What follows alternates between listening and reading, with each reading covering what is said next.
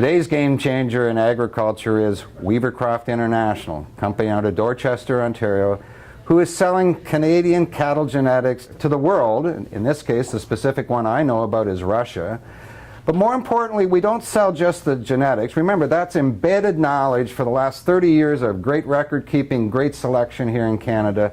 But we sell the whole package. We work with other companies from Canada so that when those cattle arrive, we're looking at how do we feed them, how do we maintain them, and we provide solutions for a country rather than just we sell cattle. And that's because of the knowledge base of companies like Weavercroft. Over the years, like any other business, you faced many hurdles, and the biggest one we always had in Canada was the cost of the freight with the fuel charges. And our dollar played a big role, same as any export company from Canada, to where we did business and how we did business. But the biggest crisis that we faced was the BSE issue 10 years ago. And this completely shut us down, and we could not sell an animal for approximately 5 years, 6 years. So our business, we lost a lot of our markets, and to this day, we do not have access to all the markets around the world that we did before the BSE set in. One of the first countries we sold to after the BSE issue was resolved was Cuba, and I did have the opportunity to meet Fidel Castro on one of my trips to Cuba, and we sold cattle there. And then we realized that the Eastern Europe market was one that would be a big player in the future. A major project over there that we got involved in was in Croatia, and there was a farm that started out, and they built a brand new facility, and they put all Canadian cattle in the facility, and we were the sole supplier, and we put 1,000 animals into the farm over 2.5 years. This was probably the first time we got into offering a full service other than selling the cattle, and we put in, we sent our veterinary and farmers feed nutritionists to their farm to help work with them, and we brought their farm managers to Canada to train them. The project was very successful, and we realized then to be competitive around the world, we had to offer the full package of training with farm management, feed nutrition, the traceability, registration of animals, feedlot management.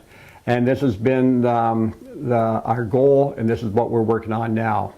The last few years, Russia has been our major and maybe our best market.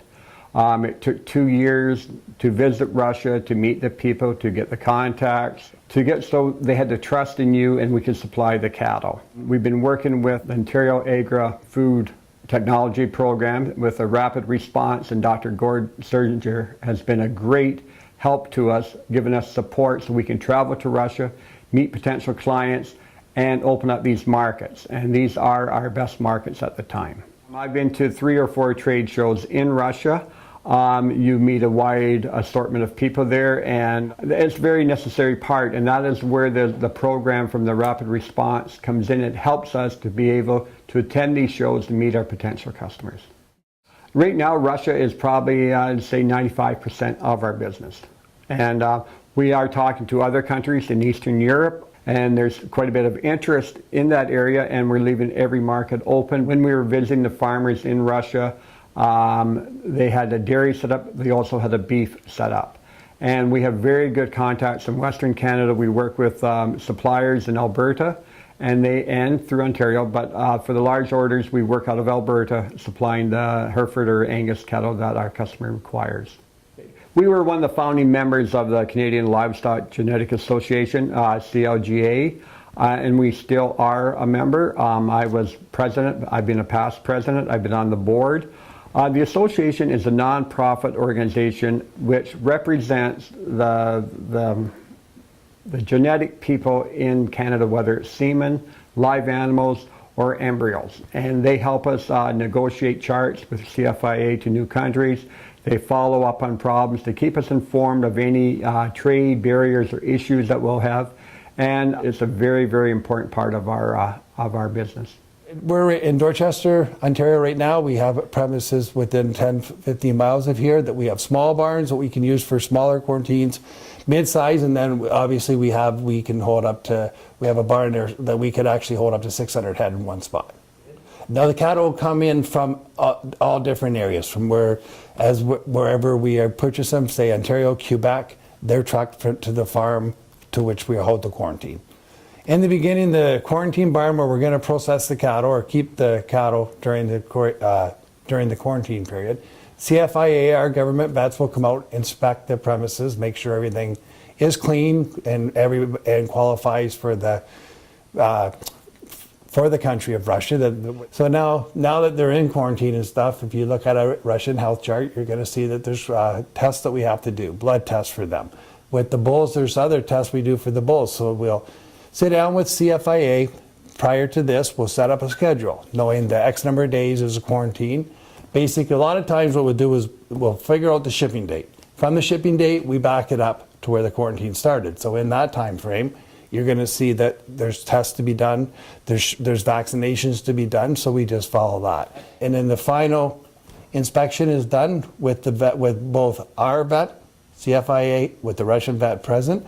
Once that's done, sometimes we'll seal the barn, just make sure everything's good the day before, so then that way all the paperwork's in order. Now we're ready to ship the cattle. The morning that we go to the farm, now our trucks and trailers will come. They have to be inspected by CFIA. They're washed, the trucks are washed inside and out, the trailers are washed, everything's disinfected.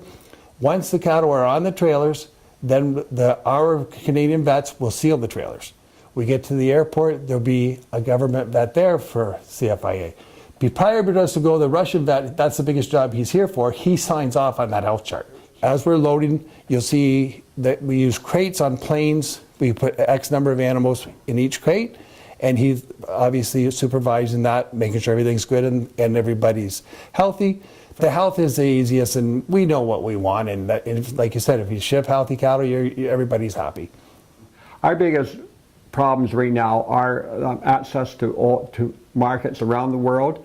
Fuel cost. Fuel costs dictate what we have to charge to put the cattle overseas, and we're competing against Europeans. We're competing against large boatloads out of Australia, and our prices are higher. So we have to offer a stronger product or a full service to convince the buyer to buy Canadian.